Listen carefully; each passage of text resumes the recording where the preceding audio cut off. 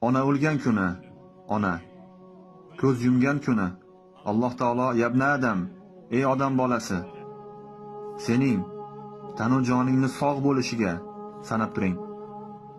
Sening tanu joningni sog' bo'lishiga, umringni uzun bo'lishiga, tilaklaring amalga oshishiga, gunohlaringni kechirilishiga, oilangni tinch osoyishta bo'lishiga birdan bir sabab bo'lgan onang bugun hayotdan ko'z yumdi.